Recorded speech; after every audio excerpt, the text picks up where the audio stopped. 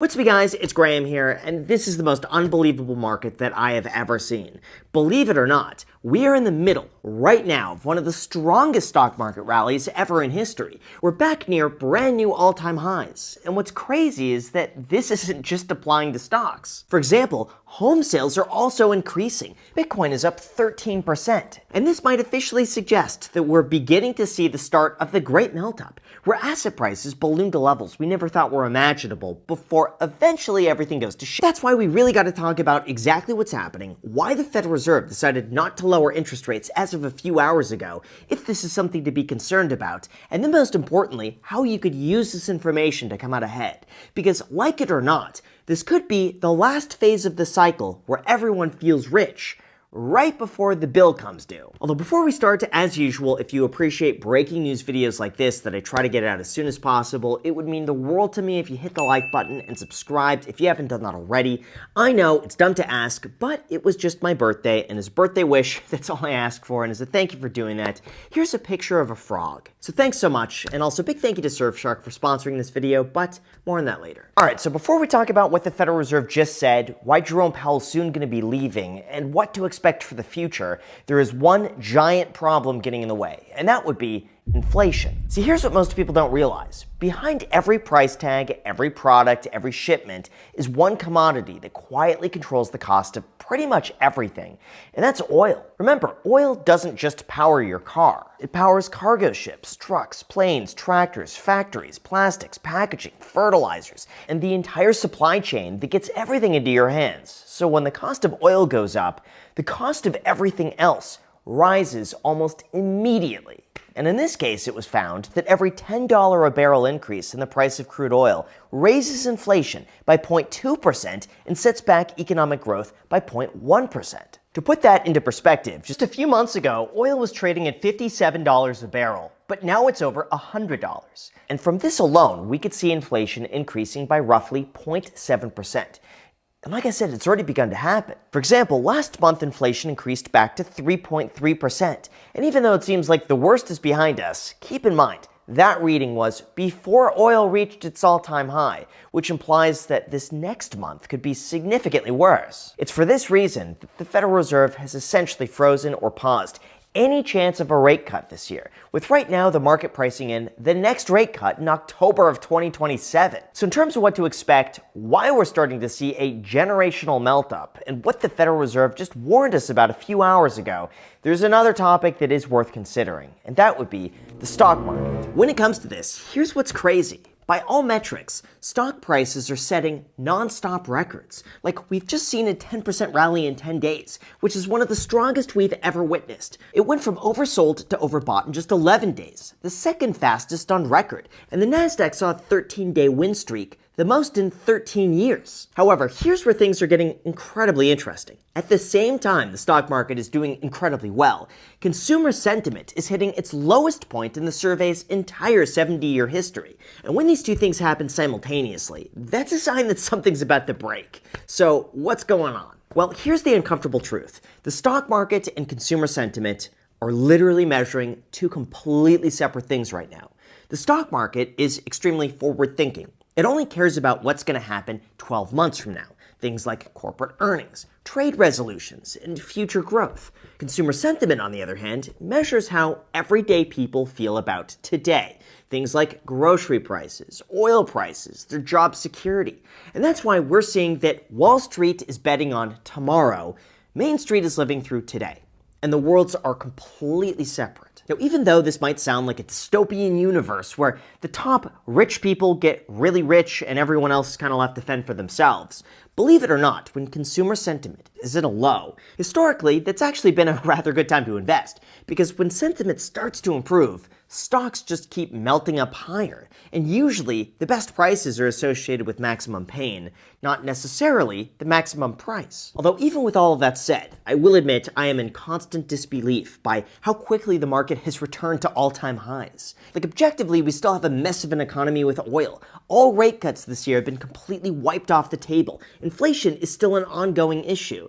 And somehow markets just keep going higher. That's why I'm such a firm believer that you cannot time the market. You have no idea what's going to happen a week from now.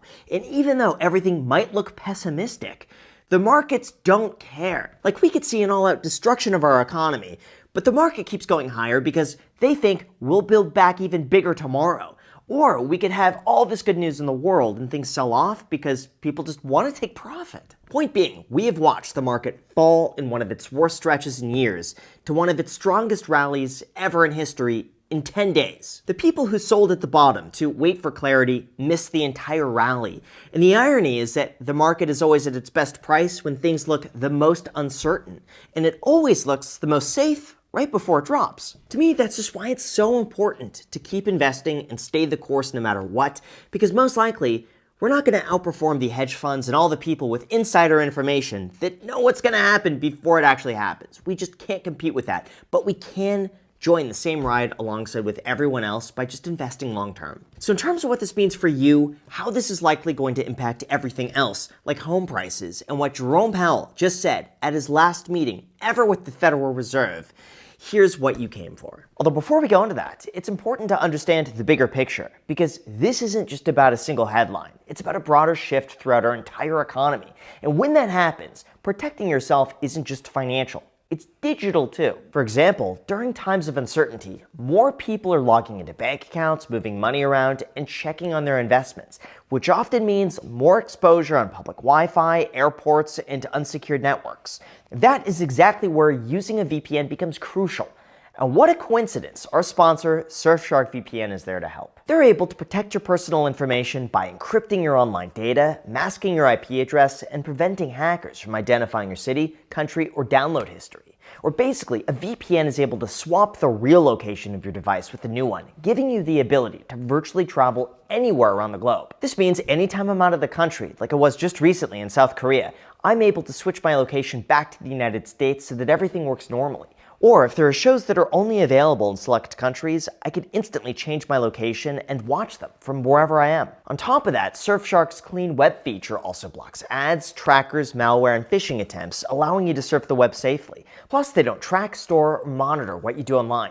This means there's no connection or activity logs whatsoever, so you could rest assured your activity is private. Look, in all seriousness, every single time I'm online, I just connect to a VPN because it takes you a split second, and if you don't control your own data, then someone else is. So if you want to try it out for yourself, just visit surfshark.com/Graham or use the link down below in the description and use the code Graham at checkout to get an extra 4 months for free. They also have a 30-day money-back guarantee so that you could try it out for free and just see what you think and get a full refund if you're not 100% satisfied. Again, that link is down below with the code Graham. Enjoy. Thank you so much. Now let's get back to the video. All right, now in terms of what the Federal Reserve just said, what's happening with your money, and what's going on throughout the rest of the market, there are two more topics worth considering, with one of the biggest surprises being Bitcoin. Just consider that during a month when the S&P 500 is up 12%, Bitcoin is up 13%. And even though it's still down from its all-time highs, higher prices are still looking more and more likely in the near future.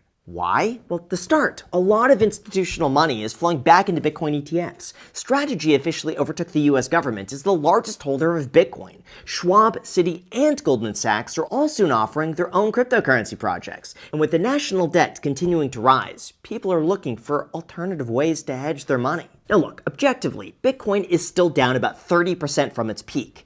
And yeah, when it fell to $60,000, that was rough to see those types of losses in your account, especially when everyone was saying, this time Bitcoin is actually done for. It's never going to come back. Even with all the institutional ETFs, it's still going down in price. We're done forever. But my gosh, literally every single time I start to doubt myself, turns out to be one of the best opportunities to buy, because since then it's up quite a bit. Like for the last couple of months, I have been doubling down on buying Bitcoin ETFs. When my account was red, I just kept shoveling more money back into it to lower my average cost. And I'm glad I did so far, because from the very bottom, I'm up about 25% in just about 2 months. Now, even though it very easily could have gone the other way and kept going down in price, I've just noticed that when you do the opposite of what the general market believes, it usually works out in your favor. So when everyone says, oh, it's going to keep dropping, I'm not going to buy until it hits 30K, tends to be the very bottom, just from my experience. Now, the same thing also applies when everyone believes, oh, it's going to hit $1 million, it's going to hit $250,000 this year. Maybe that's also a good time to sell. In hindsight, okay? But keep in mind, I'm still less than 15% of my entire portfolio in a Bitcoin ETF, so it's not like I'm going all in on this, unlike some people. But I am long-term optimistic for the future.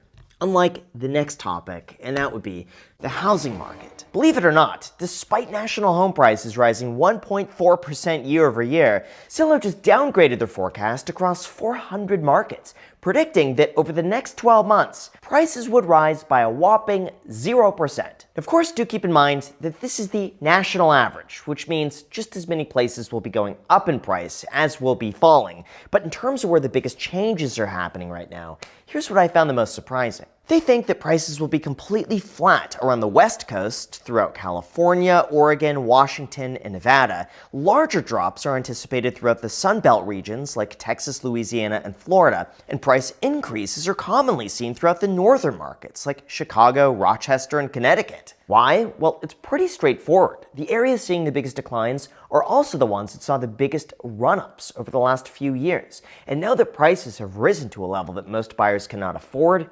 prices are coming back down while buyers relocate to other areas that are more affordable, which happens to be in the Northeast where you could still buy a decent house for $350,000. However, the one sticking point for housing prices, regardless of location, is really just all going to come down to two words: mortgage rates. The reality is, higher oil prices have led to higher inflation expectations, which has led to higher mortgage rates. The entire market is more interconnected than most people could even imagine. And as a result, borrowing costs have remained pretty high. Although the good news here is that this is not going to last forever, but any decrease is probably not going to be as meaningful as you'd expect. For example, Yahoo Finance argued that mortgage rates could fall to just 5.7% by 2030, except even that would only increase a buyer's purchasing power by about 5%. So yes, it helps, but it's probably not enough to turn someone who can't afford to buy a house today into someone who suddenly can.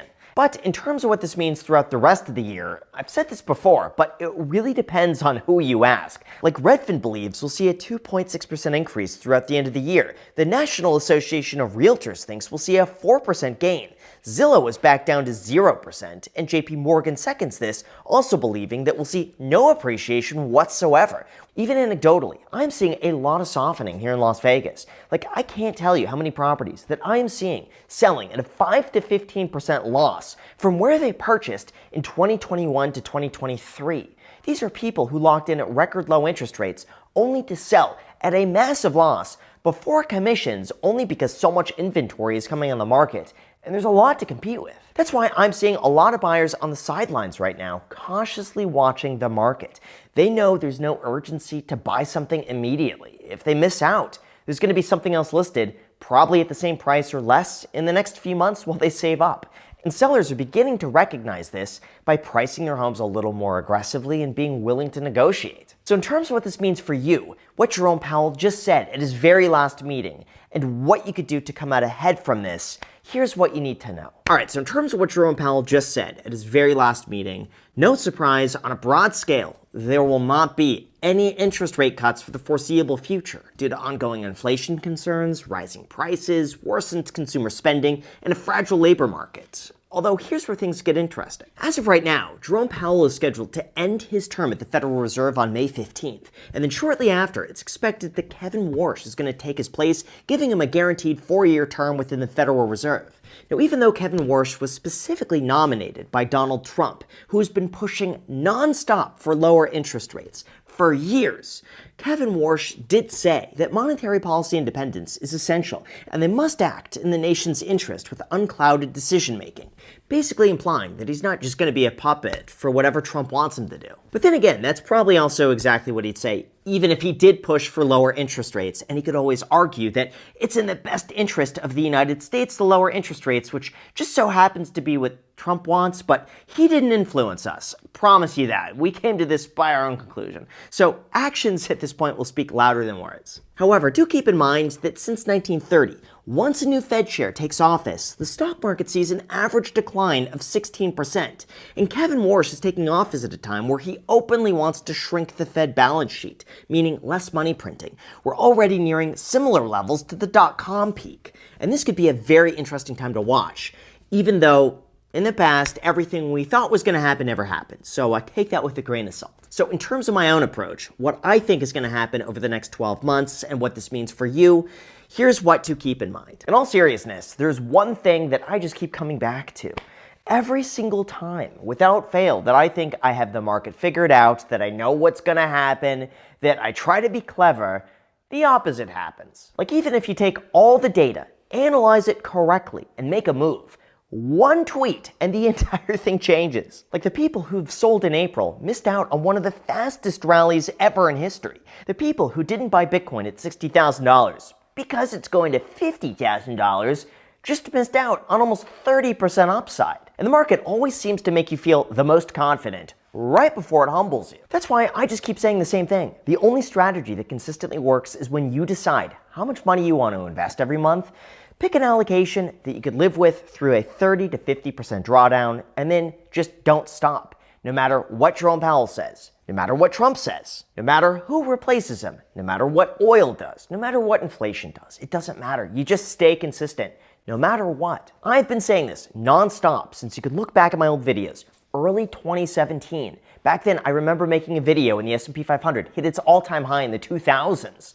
And back then, people were worried about a bubble or a big market crash, and I said, well, historically, it's usually best to keep buying in, and had you done that, you would be up like 200+% since then. Oh, that was a great time to buy. And hey, that's not to say that we can't see a drop, and who knows, maybe there's a black swan event in a few months and we're down 50%.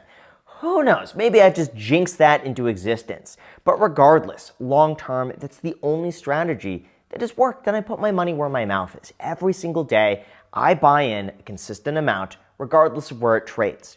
And so far, that's worked really, really well, just like hitting the like button and subscribing if you haven't done that already. And by the way, if you want early access to videos like this, along with bonus videos every single week that I don't post publicly, feel free to join as a channel member. It helps out tremendously, and I'm posting a lot of videos over there that I just don't have the time to make a dedicated video for here. I even just posted my entire watch collection for everyone to see. I'm talking everything I have, what I paid, what it's worth, what I look for when I buy a watch, everything. So if you want extra content, feel free to join.